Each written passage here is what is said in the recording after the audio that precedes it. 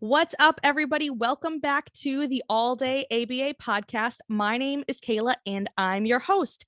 My mission is to make behavior analysis fun and accessible to clients, therapists, and even supervisors. And today we have Allie from Sidekick Learning, who I met on Instagram, Supervision Sidekick. And I'm so excited to have you on today. How's it going? It's great. Thank you so much for having me. I'm excited to be here.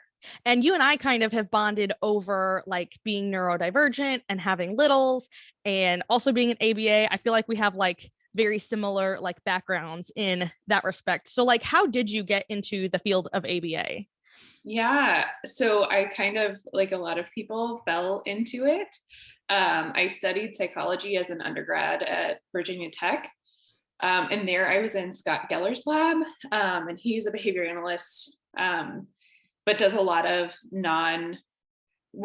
he does a lot of work outside of autism. So we were doing research on like alcohol abuse and driving and bicycle safety and things like that. So I didn't realize it was ABA because it didn't seem like this kind of specific field.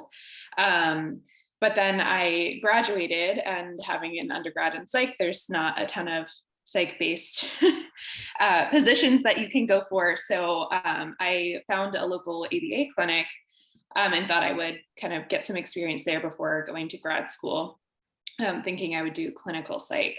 But once I started at the ABA clinic, I really loved it, and I loved working with the learners that were there.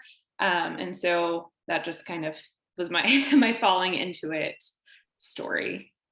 Yeah, I have my undergrad in psych too. And there's like unless you have like PhD, I mean, oh well, Yeah. you could also go into like social work from there, I guess. But yeah, psych undergrad, like there's not a whole lot. No, there's really not. So I didn't, and I had no clue what I was getting into when I applied to that job. It just was fit what they were looking for in terms of qualifications. So I was like, I'll try this. And I had no clue what I was getting into, but I don't think any of us did. Well, I mean, I'm sure some people did, but like a lot of us, it was just like, surprise, you're an ABA now. Yeah. So like, what has your experience as a professional been like? And like, how has your journey in ABA kind of like evolved over time? Yeah. So I started out, like I said, in an early intervention sort of clinic. It was a natural environment preschool. So it was a really cool setting to be in. And then I moved to in-home, and now I do more school consultation. But I also have done a little bit of telehealth. So I kind of have been in a number of different settings. But one thing that I think has shaped my professional career a lot is that I was really intentional about pursuing a degree outside of ABA. So even when I knew I wanted to be a BCBA, I got my certificate at the same time that I got a master's degree unrelated to ABA. So my master's is in instructional design. Oh, wow. Yeah. And so I think, and it pairs really, really nicely, but I just kind of wanted something that brought me outside of the bubble, for lack of a better word, because it can be a bit of a bubble. And so that's been nice to kind of broaden my scope. And then working with a wide range of ages and populations with those different settings. I think if I had stayed early intervention, had experience just in that clinic setting, it'd be very different in terms of like my perspective. Looking back at kind of what I knew about ABA or thought about ABA then, in terms of how it could be applied versus now, is so different. Also in terms of like the views and the values of the people that I've worked with have been very different over time. So I'm just glad to have been exposed to a number of different ways of doing things. Yeah. And I'm sure instructional design pairs really well with like supervision too, because like, I just feel like there's probably so much that you could, I mean, I don't know a ton about instructional design as a like degree, but like, I'm sure there's so much that like it applies to in terms of like helping like supervisees and helping clients and all of that good stuff. Yeah, there really is. And it's kind of one of those things where it pairs really nicely. Like they draw their roots back to Skinner as well, but we don't get a ton of training as behavior analysts unless you've gotten it from your supervisor in really designing effective instruction, be it for like our children learners or for our supervisees or for our staff. I think, we get exposed to so much training and things like that, that we think that you can just go out and do it and create a training and it's going to be good and effective. But really it's a skill in and of itself. So it's definitely been interesting to see, and as a field in and of itself, like how much we don't really learn about as behavior analysts. So yeah. The more I the longer I'm in this field and like the more I get exposed to, the more I'm like, I know nothing. I know absolutely nothing. Yes. Yeah. Same. Absolutely. So tell us about the process of like getting your diagnosis and how that has kind of tied into your work. Yeah. So my sister was actually diagnosed. So I'm diagnosed with ADHD. My sister was diagnosed when we were younger. And we used to joke kind of about like me also having ADHD, but the presentation of our symptoms was very different. And I was able to kind of cope with the demands of school and things like that a lot better than she was. And so I was only fairly recently diagnosed as an adult. The thing that kind of brought me to that was when my daughter was diagnosed with ADHD, my older daughter, and kind of researching that for her and seeing a lot of parallels. When I really did dive into it, I was, yes, all of the boxes are here. But it really wasn't until like the demands of parenting and professional work combined really exceeded kind of what I was able to do. So school kind of, it worked. I was able to get through, and then combining all of that, I was like, no, there's something more here I need to kind of explore. And so I sought out a psychologist who specializes in adult women, because I really, I was nervous to go in and kind of ask about this, or, I wanted a valid kind of diagnosis because I am a woman who wasn't diagnosed younger. I'm going to present different than maybe like a 6-year-old boy that comes in. And so I wanted to make sure that whoever I went to go see understood the differences and understood what it would look like in an adult woman.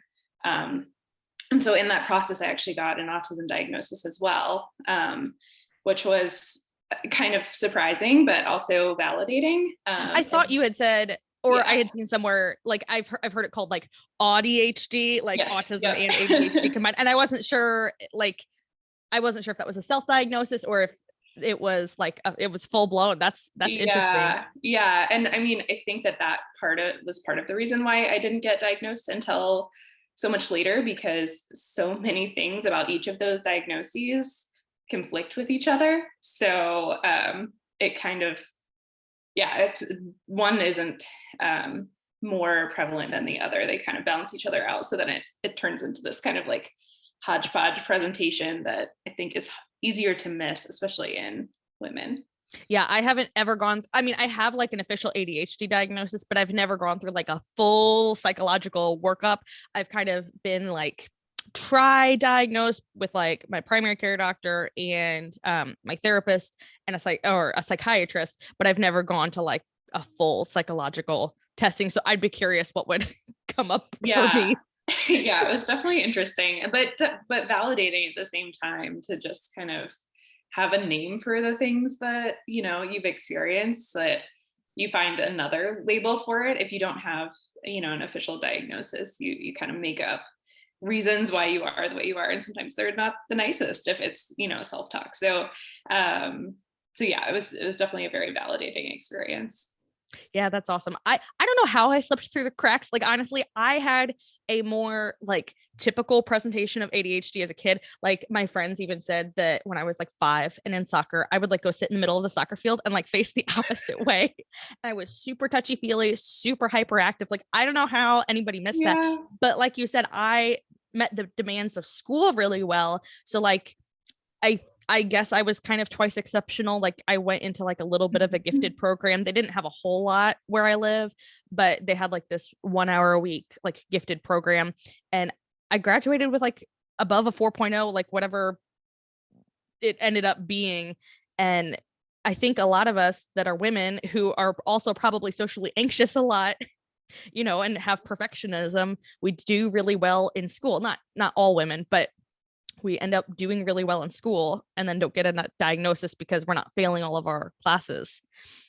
But we're like dying inside a little bit. Yes. Yeah. No, it's so, and the soccer comment is so funny because my daughter did soccer this past spring, and literally like every other girl would be on the other side of the field, and she's like wandering around, chatting with the other team as they're trying to line up. Like, it's just, it was just funny to see, how it presented, but, we found that gymnastics is a much better fit for her because she's engaged the whole time, because if you're not, you're gonna fall down. Like, yes, yeah, you really have to be.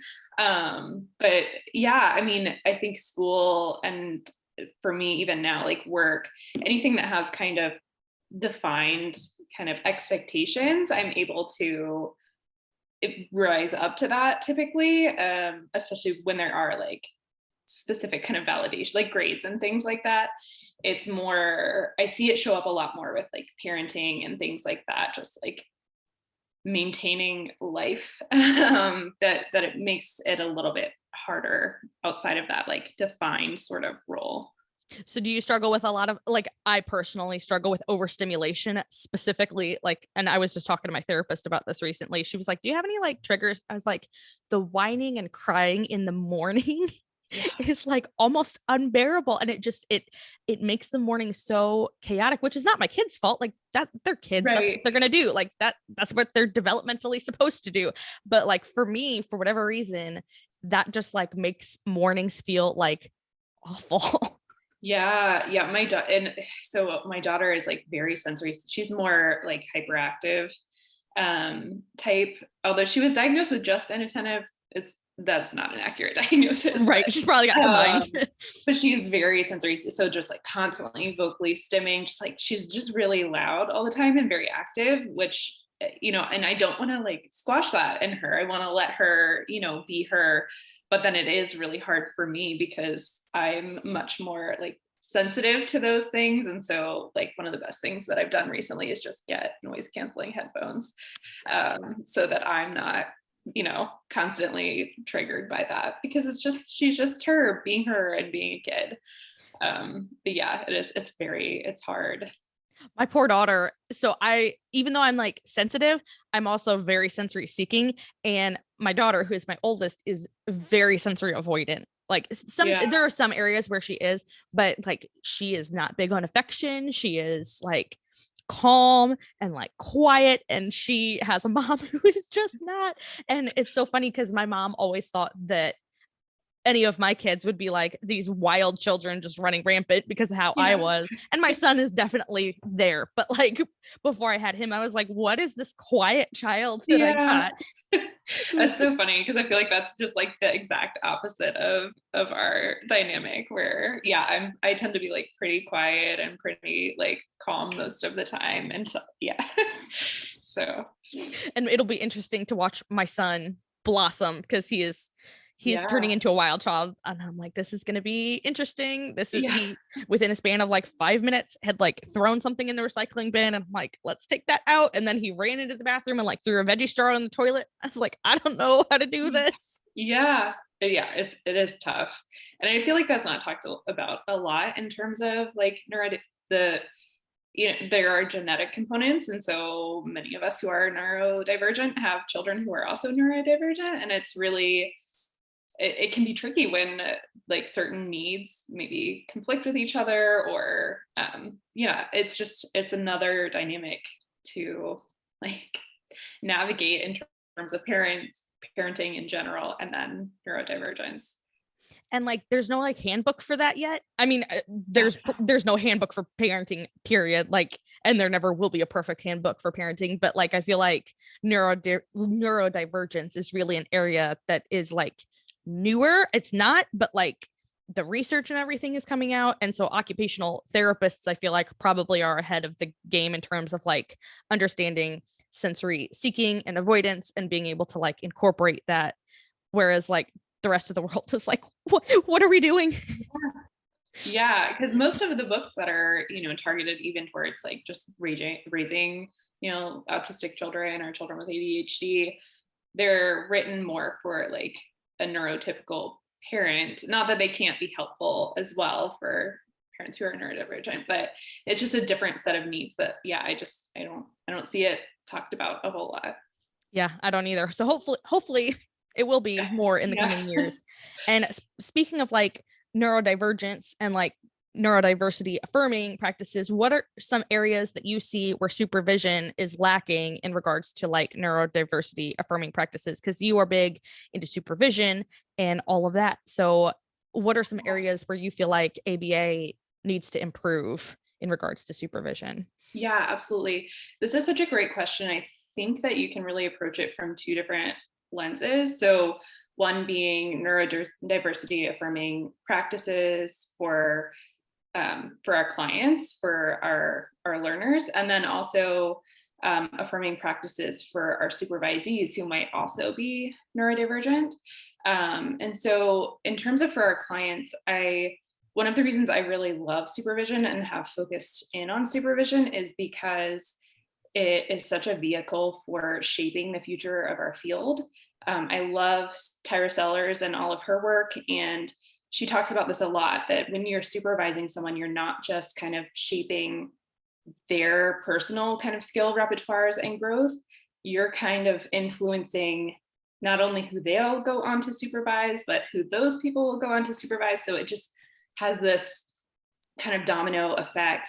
And so I really see supervision as a vehicle for moving our field forward in terms of certain practices and really reflecting together. It's a mentorship. And so being able to like learn and grow alongside someone is really powerful. And I think it's tricky because, as students, because supervision is really a mentorship, there's not a lot of regulation around who can supervise, what that supervision looks like. I mean, there are guidelines, but right. As a whole, it really is kind of the Wild West out there just because of how new our field is. And so we're really influenced by our own supervisors. And so if we don't also seek out information as trainees or as supervisors on how to move our practice forward, we just end up perpetuating the same sort of practices without really reflecting. So that's kind of one way. And then for supervisors to be more affirming towards their trainees, I think a lot of us in this field are actually neurodivergent. I think that might be what draws many of us to this sort of work. And, because it is very structured in terms of understanding behavior from the framework that we approach behavior. But I think really like tailoring supervision to your trainees and not just seeing supervision as, well, this is my way of doing things, so you can just shadow me and, like come to the altar and learn from me, exactly how I do things. You really are teaching and tailoring that to your supervisee or your trainee the same way you would to a client. So you want to be taking data on how effective your practices are. You want to be seeking out their feedback and seeking out their input ahead of time. And also like interrogating assumptions about certain norms with soft skills and things that you might have learned, and really just thinking about like what is important. Maybe there is a different way to do this that is just as valid and effective and gets the work done. So those are a couple of things. Yeah, that's awesome. No, that's super awesome. In my experience, have not had, and this is kind of sad, and this is not knocking against any past supervisors that I've had, but I've never filled out like a form that was like feedback specifically for your supervisor. So I recently made a couple different like forms, one that was like supervisors filling out like feedback for supervisees, but then I also made one for supervisees giving supervisors feedback, because like you said, like that's super duper important, and that interplay is like that's everything. I mean, yeah, and it models that like continual learning for our supervisee or our trainees as well, so that they are, as they go on to be BCBAs, they're looking for ways that they can be open, for ways that they can kind of improve their practice. And just modeling that even in really informal ways during your meetings, like checking in and seeing, how did that go? Or do you have any questions about this thing? Or, just making sure that it's, it's actually you are meeting the needs that they have, your individual trainee. I've had training, and just creating a safe space to do that, because I've had trainees that, maybe I'll give kind of an assignment or something like that, and they'll come back and they'll say, so I don't really understand exactly what I'm supposed to do. And it's really important to me to kind of reinforce that and say, yeah, I didn't explain this very well. Like, here, let me clarify in these different ways. So a lot of it not only helps that trainee within their supervision for it to be more effective, but you're really modeling that for them to do as they become a supervisor themselves. I feel like just in society in general, we're kind of in this like revolution, I guess, but I don't know if that's the right word, where like bosses and employers and like supervisors are now like finding out that like getting feedback from the people that work for them, like getting feedback from them is super important. And like, it shouldn't be that revolutionary of an idea. Like, to me, it makes sense that like getting feedback from both sides is important, but like, I guess for the last like 5,000 years, nobody else thought that was important. Yeah, it is really wild. And, and with that also goes like learning from your trainees. So there are likely many different things that your trainees know that you don't know. And so being open to that as well, and seeking out their perspectives and their kind of knowledge and input about ways of doing things. And I think that, just because we have different experiences, that can also be a way to like really enhance your practice. I remember bringing up when I was a trainee, I was delivering a training, and in the training, it was written to only use person first language. And so I brought up to my supervisor, hey, actually, the autistic community has identified that really identity first language, so autistic versus person with autism, is preferred by most of the community. And so rather than saying always do this or always do that, let's talk about how to, tailor that to whatever the individual prefers. And she literally just kind of scoffed and rolled her eyes as if that was just not a like, and it was just really modeled not listening to the community we serve as well.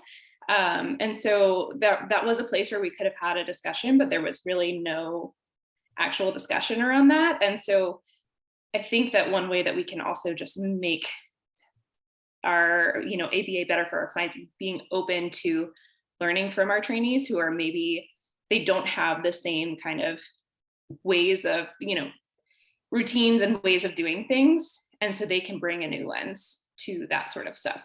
For sure, especially because like technology is like booming. Like you might have like a 60-year-old BCBA who doesn't know anything about like incorporating like digital learning, and you might have like a 20-year-old RBT who absolutely does. And being open to learning from them, I think, is super duper important. Yeah, absolutely. And then with that, like actually talking about criticisms of ABA, so like being open to talking about, not shying away from those conversations, because it's easy to go through supervision and just never bring it up or never talk about it.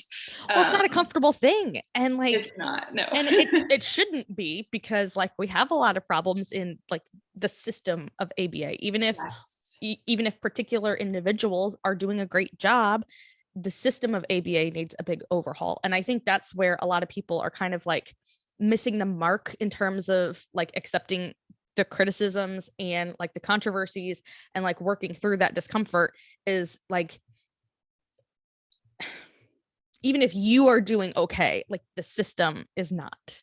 Yes. Yeah. I think that's such an important way to kind of approach that. And in terms of, you asked about kind of my professional journey before, I've worked in places not that long ago, like less than 5 years ago, who were using, aversive practices and things like that. So and even though I've also worked with many different BCBAs who are, wonderful and don't practice that way. And I'm fortunate now that is really the community that I surround myself with. it's easy to forget that that is what is still happening in many different places. And like you said, the systems, it's not just about one person practicing one way and other people practicing another way. How do the systems around, say, supervision or just funding or, our tiered model or whatever it happens to be, perpetuate some of those issues? And I love how Mari Sierda, That's who I think of every time I think of someone that's doing really well. Yes. That's exactly who I think of.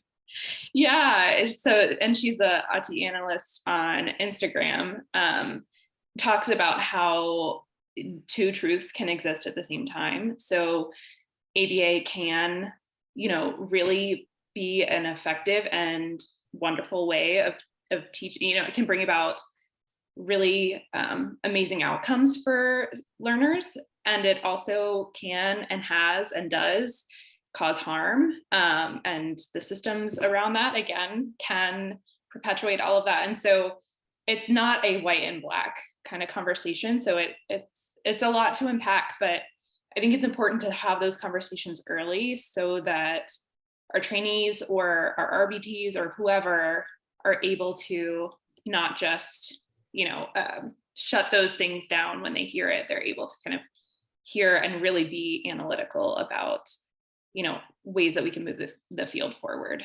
Yeah. And I'd rather someone have those conversations and become more neurodiversity affirming and be able to go forward and be one of those better clinicians and better professionals. And because ABA is not going away. And it's, there's two sides or more than two sides, but there's definitely two distinct sides of people. There's people that are well, everybody should just quit ABA and then ABA wouldn't exist and then it's fine. I'm okay, but the people that are making a lot of money while perpetuating harm are still going to be there. Yeah. So I think it's important for other autistic clinicians to come in and overhaul the field because it's not going away. It is so much of a money-making field right now. It's not going anywhere. As much as I would love for I think the field needs to be renamed, moving forward, the better practices need a new name, but I don't even know what that looks like. And that we're so far from that. So yeah. And and it's so much to unpack too, because there's ABA as just applying behavior analysis to any problem of social significance.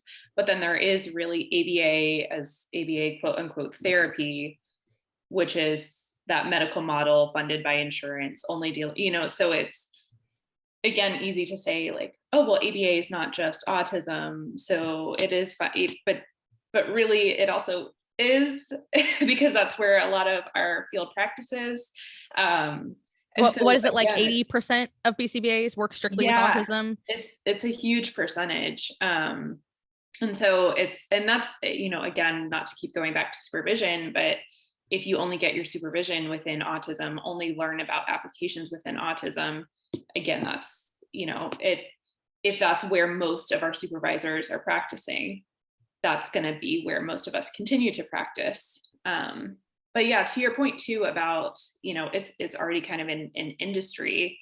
There are also, taking away ABA is also not going to take away the needs that this service model is intended to address.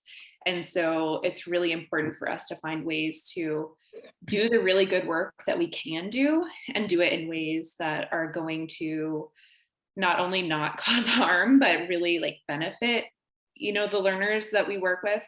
Because I see a lot of that too, where sometimes it's not just that, specific kind of aversive practices are being used or harmful practices, but it's still not effective practice or best, right, really well-designed instruction or whatever it happens to be.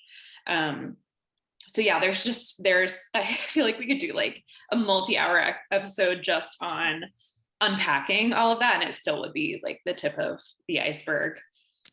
For sure. And so tell me more about your business, what you do, and what all you have to offer, because you're doing some super duper cool stuff. Thank you. Yeah. So my business is called Sidekick Learning. And at Sidekick right now, we are really focusing on our supervision curriculum and community. We also offer remote supervision, but right now, really our focus is on helping support other supervisors. And this was really kind of born out of what I saw as a huge gap in my own supervision as a trainee, where my supervisors were really well-intentioned, but they were spread really thin. So I had in-person supervision through the agency that I worked at, and they were my supervisors on the caseload that I was working with, and so my supervision and growth wasn't necessarily high on their priority list. Even though, again, I don't think it was that they didn't want to provide really good supervision. They just had a lot of competing kind of things going on. And then as a supervisor, I've done some in-person supervision, but a lot of what I have focused on is remote supervision. But even within that, I felt like I was still reinventing the wheel. So a big benefit of remote supervision, I think, is that you are like, that is your job, that is your responsibility. It's not a lower priority than other things that you have going on, because that's really what your focus is. And even then, I still felt like my supervision was kind of falling short based off of what was out there. And so, and again, not because of lack of time, lack of focus, or anything like that. They're just, there were resources out there, but a lot of like the curriculum, things like that, were kind of like a skeleton sort of guide of like, touch on these things, but not really practical resources. And so that's what I really wanted to create with our supervision curriculum, was something that isn't just kind of an outline or skeleton of like, address X, Y, and Z. It really has like templates for activities to help the trainee also know exactly what is expected, specific readings and things like that, meeting presentations. So things that could be used for group supervision or one-on-one supervision, and then rubrics to kind of measure how the skills are developing. Because again, like I said, I was constantly just having to create those things, and it's really hard to do in the moment. And so as well-intentioned as you are, it's hard to be a good supervisor when you're really designing this like complex instruction. And so just wanting to take that burden off of supervisors and provide that as a resource, while also kind of plugging certain topics to that really, around ethics and around professional practice and collaboration and things like that would kind of help to move the field forward. That's so amazing. And like, I feel like there has to be such a balance, because like, on the one hand, you don't want like just cookie cutter everything, but then on the other hand, like you said, you don't want to reinvent the wheel every 2 seconds, because that's wasting so much time and so much energy and taking away from other things that you could be doing, like talking to your supervisees.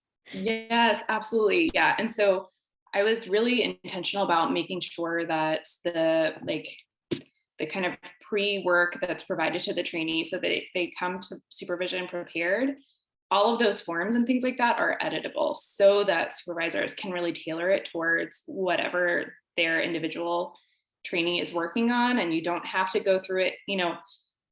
I did kind of set it up as a scope and sequence where you work on foundations first, but you also don't have to go through it in a linear fashion. The idea there is more of making sure that our trainees can walk before we're asking them to run. So before we ask them to run an FBA, do they have basic understanding of MOs and reinforcement and all of those other things? Can they take ABC data? Can they take ABC data? Yes, exactly. Because that's easy to do too, when you're like, oh, well, you've been in your coursework, so here you go do this complex thing without really assessing our trainee skills either. And then supervision can also be really isolating. So part of it too is that we have a community focus where there are discussion forums and informal meetups, and we actually just got approved as an ACE provider. So beginning in October, we'll have, it's very exciting. We'll have monthly CE events that are included in the membership also. That's so super duper cool. So super duper cool. I'll link like all your things like in the show notes. I forgot to mention that at the beginning of the episode. I always try to do like a show notes reminder, but like that's where I try to throw all the links that are important and relevant. And I know your Instagram links to everything too.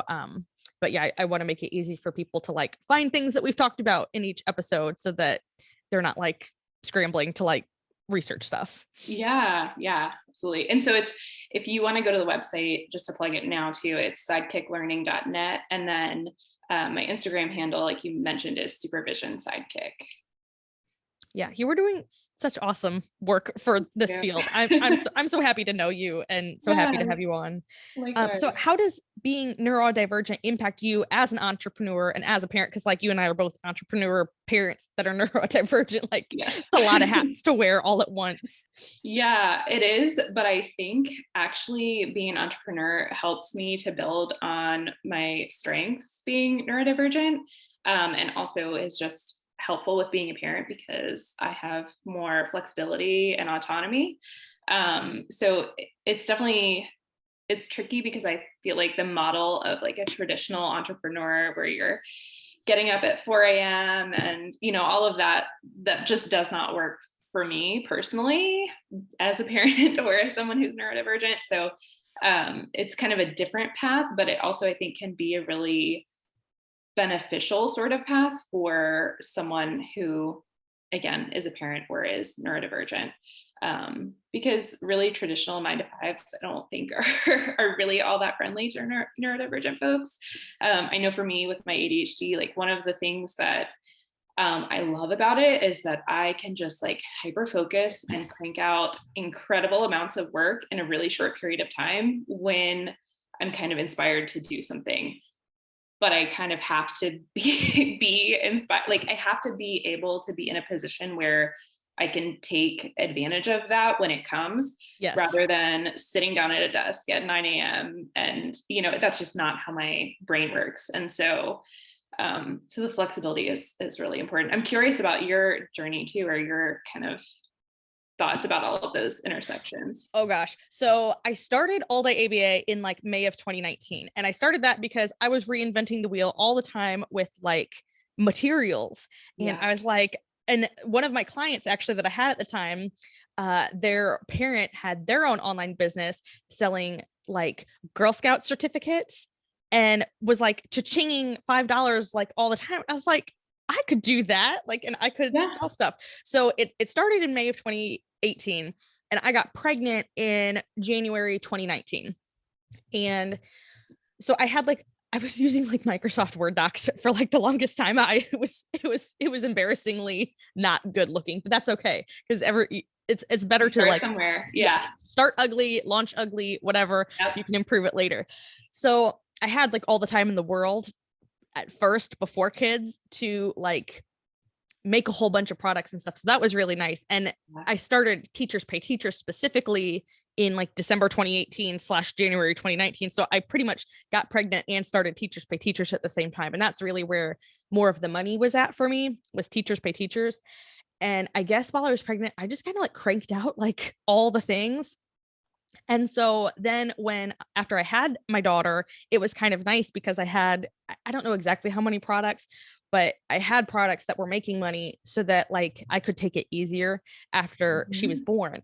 And that was just such a blessing. And I remember like, I think it was the first like $1,000 total that I had made. I was like holding her and I was like, oh, I've made like $1,000. And, you know, now like I make more than $1,000 a month. So like, it's just come so far, but yeah, I'm trying to think of like my work process because it's all over the place right now. And we've tried different things. Like my husband and I are still trying to find like a flow and the balance between like scheduling out work times, but also like being able to spontaneously do work because it's tricky. And when it was just my daughter, I was able to work during her nap time. And that was amazing. I worked during her nap time, work after she went to bed.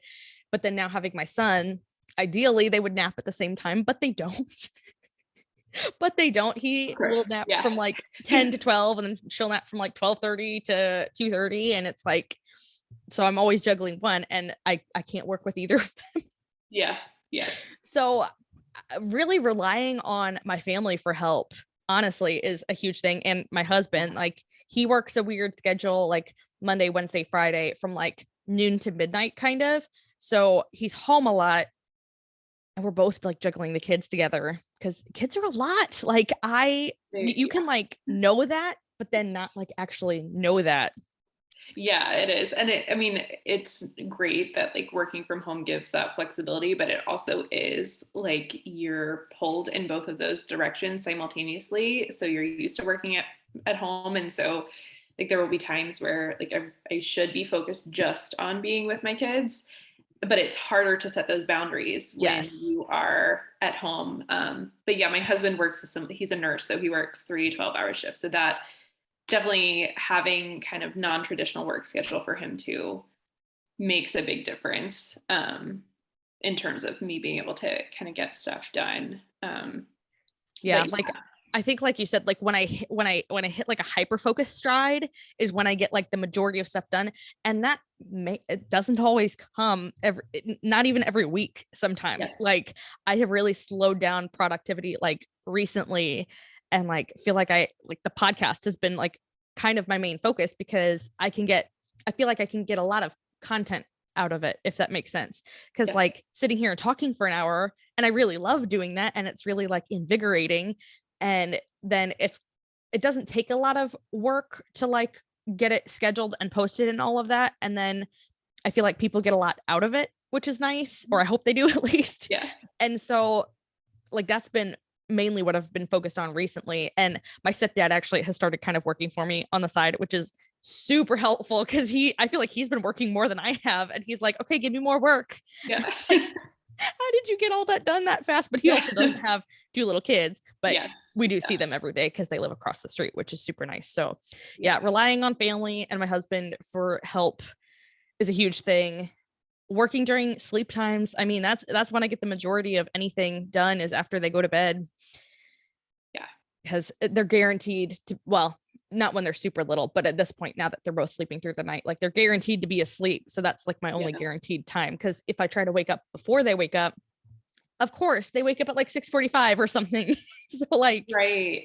Yeah. And I do think that is what's hard too about like with ADHD. A lot of times we're very all or nothing. Like I'm not going to start doing this until I know that I can do it all the way. Or, like there's the joke about like if you have a doctor's appointment at like 3 p.m., you can't do anything for the whole day before the doctor's appointment at 3 p.m. because you're basically waiting for that thing. And so I do think that is like a harder part about having kids is the unpredictability of it. So like even during nap time, you don't know how long that nap time is going to be. So you don't want to get into like too much of a flow.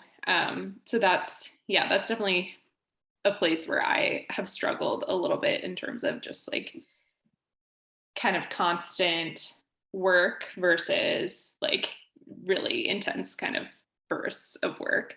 And it's also hard. Well, and you work from home, right? Like So like we're home with the kids all day, but then we also work from home. So it's kind of like it's very easy to slip into like never having rest because, and I'm a stay-at-home / work from home mom. And so like the kids are my primary responsibility. So it's like you can have them all day. And then like you have this like 1 to 2 hour chunk after they go to bed before you're completely exhausted to like get stuff done. But then it's like, you end up with like not a lot of time for you. Now, I don't want to like push anybody away from entrepreneurial work, but it is hard because like I haven't found balance yet at all.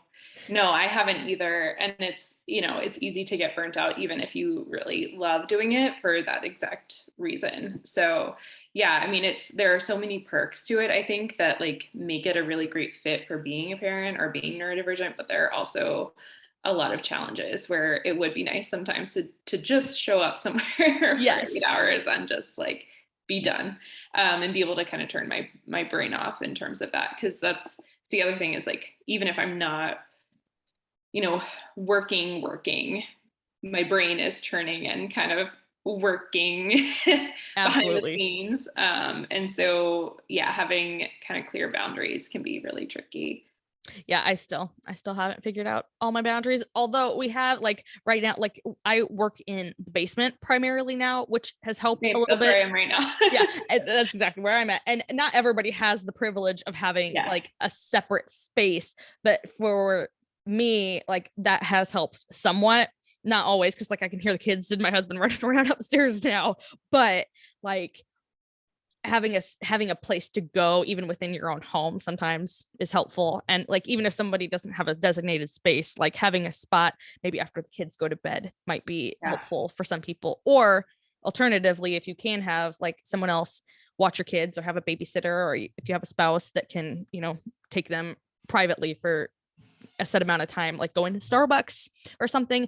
I thrive at Buffalo Wild Wings. I don't know if you got, if like everybody has that everywhere. That is where I do my best work. It's like with all the noise and all the chaos and like a beer.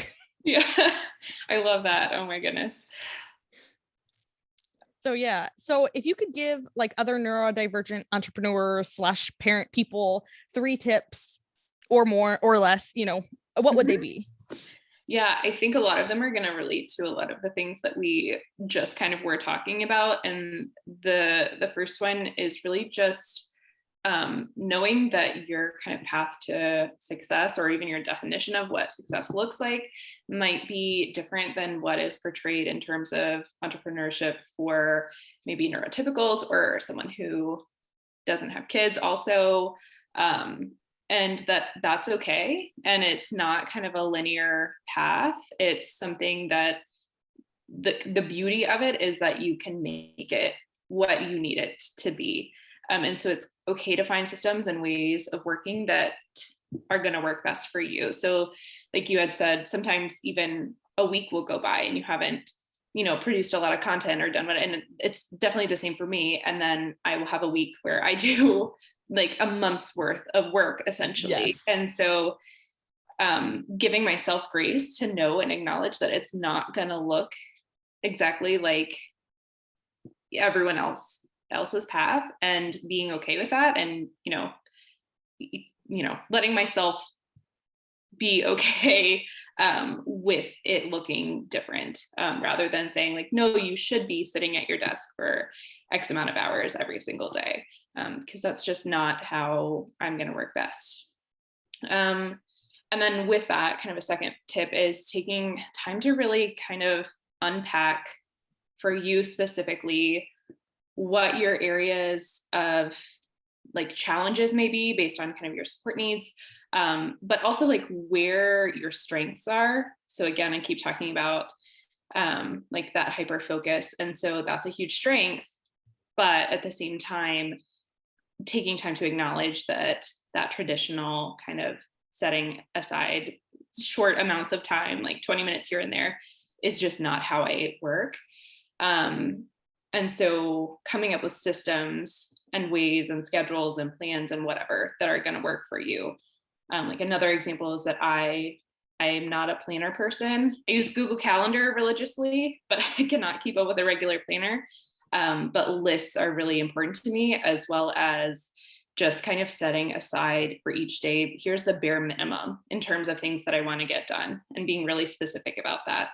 And setting it to be really attainable. A lot of times I end up doing a lot more than that, but that way I don't get to the end of the day. I have this habit of getting to the end of the day and feeling like I've done nothing. But then when I really look back, I'm like, no, you did a ton of stuff today, when I really sit down and look at it. And so kind of proactively kind of detailing that out can be really helpful. Yeah. The other day I told my friend, I was like, I don't know why I feel tired all the time. But then, and I like listed out all the things I had done between like 6:30 a.m. and 8:30 a.m. Like I was like, I've changed a poopy diaper. I've changed multiple like wet diapers. I like fed the cat, like, and all these things that weren't on my to-do list, but that I had gotten done. Yeah, exactly. Because it's more like product based than like time based. And so sometimes, again, it's like, it's easy to say, oh, well, I didn't sit there for a 5-hour chunk of time and do, but really I worked in these, like all these hour-long bursts throughout the day, or, whenever. And also acknowledging that if you're a parent who's working at home too, those things count. So, oh, I picked up my daughter from school and I packed lunches and I did, all of these other things, is really important. And then I think the last one that we also kind of were talking about is just being really careful to schedule times fully away from work. because if I don't do that, I fill every moment of spare time with work. And so even though it's an area that I am very, very interested in, I love it, I would do it all the time, it can also still burn me out if I don't take breaks, or the quality of my work can suffer if I don't really take time away to recharge. And so setting firm boundaries, which again, these are all works in progress. So these are tips, but these are all things that I'm still working on. Same. But yeah, but having some clear times where it's like, nope, phone's down, laptop is closed, we're getting out of the house to do these things. So just being really intentional about that. Those are some amazing tips, super amazing. And just adding on my own fourth little tip, I guess, would be like passive income is great, especially for neurodivergent people and for parents, because like, and it doesn't have to be like a specific type of passive income. Like there's a million different types, but like I said, like I made like $37 when my son was born, like, which isn't a lot, but there's been other days where you were birthing a child when that happened. So yeah, exactly. And I think that, adding that in, even if you have like a service-based model or like an hourly based model, adding in some, even just a small form of passive income can be helpful, because there may be a day that we're like super burned out and can't do anything. And yeah, especially being overstimulated by kids and being entrepreneurs and having neurodivergences, like there are days where you might crash and burn, and having a little bit of a backup that's there even while you're sleeping is nice. So yeah, I also find that for passive income, it just works better with kind of our style of doing things. So like billable hours, because I can be really efficient at times, is not the best measure of what I'm actually producing. And so having something that is really just like less about hours worked and more about the value that's created can be really great for people who kind of work in a way that's a little bit different. Yes, for sure. Like there was one day I made like an entire product line in like a couple hours, but then there are other days like it might take like forever to do like something that's even smaller. And I like being able to get paid for like the whole product line too. Yes. Yeah, exactly. Do you have like courses yet? Like evergreen courses? Not yet. We're hoping to kind of get to that point. So right now we have mostly the supervisor curriculum. Our next step is to get out a trainee portal where they can log in directly and see all of their kind of assignments and things, and having some like mini mock exams to kind of measure competency benchmarks and things like that. But we're hoping to get to that point. It's hard. I don't know if you feel this way too. Like you have so many ideas and so many things that you want to work on. And it's hard to prioritize sometimes, like, where do I start? But that is definitely a place that we're hoping to go. I'm definitely wanting to talk more about instructional design within ABA and kind of how that intersects either using instructional design skills as a behavior analyst, or even transitioning to an instructional design role, because it uses a lot of really great skills that we have. I think as behavior analysts, we can bring a lot to that sort of role. And then also a lot of stuff, when I transitioned to a school-based role, I struggled a lot with finding good resources for transitioning from a clinical setting to a school-based setting, just because so much of the CEs and things that I was finding were very clinical in nature. So definitely have lots of plans for how we're kind of gonna evolve, but it's definitely a work in progress too. What are your product lines right now? I know you have the TBT store and then the Etsy store, and you mostly do like study materials and then instructional materials. Is that right? Yeah. So I kind of have like well, it's more than two-pronged, but like I feel like I have two main areas, like study materials and like graduate student stuff, and then like little kid stuff. And it's been kind of interesting to like mesh those together in one store. But I feel like, a lot of times like that's what ABA people need, is if you have an RBT, they're probably going to need materials for kids Yeah. that they're working with, but then also need study materials for the evening. So like, yeah. And then YouTube and the podcast are other things that I've been working on. Yeah. Yeah. There's just a lot. There's just a lot of different things. Oh, it was funny in supervision, literally the other night, one of my trainees brought up, they were describing, I think, one of your study guides. And I was like, oh, is that the one from All Day AB? And they were like, let me look. Yep, that's the one. So it's always like cool to see how things kind of mesh. And I hadn't even like talked to them about, they just found it organically and we're talking about how great it looked. So that makes me so happy. That makes me so super happy. So yeah, I appreciate too, like it's kind of hard quality wise sometimes to know, because there is so much out there, what is going to be, I think as a whole, people are putting out really great materials, but it's also nice to know, like, yes, this brand is a brand that I can really trust to produce really quite high quality work. So yeah. Oh, well, thank you. Yeah, I just evolved because people kept asking for new things. Like I put out pins like on Pinterest, like for myself. Like I just made some infographics and then people were like, do you have this as a flashcard? And I was like, no, but I do now. Yeah. And then people would ask for like workbooks. So that's just kind of how all that evolved, was people just like letting me know what they needed.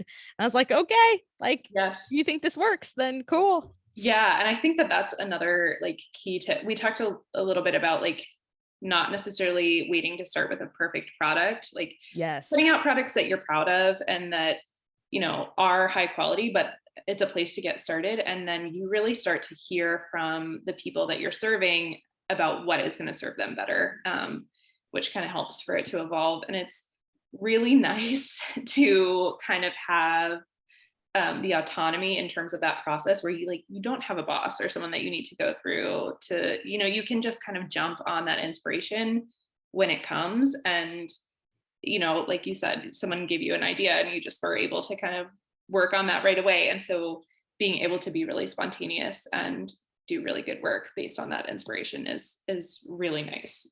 Yes, no, I completely agree. I completely agree. What else? I feel like there's so much more we could talk about. It's so true. Yeah. So do you have anything else you want to talk about before we go? I don't think so. I think those are great things to talk about in terms of, I think supervision is a really key area. I think, to your point about courses and things like that, there are a lot of CEs and things out there, but sometimes it's hard for those to translate to really transferable skills. And so that is an area I'd like to see our field to kind of move towards a little bit more, is really intentionally designing some of that content so that you're really transferring those skills and not just learning making it applicable, like applied behavior analysis, make it applicable. Exactly. Because I think sometimes we don't really use the instructional tools that we have at our disposal when we're teaching other adults. I need to have you back on for instructional design, because I would love to nerd out about that all day.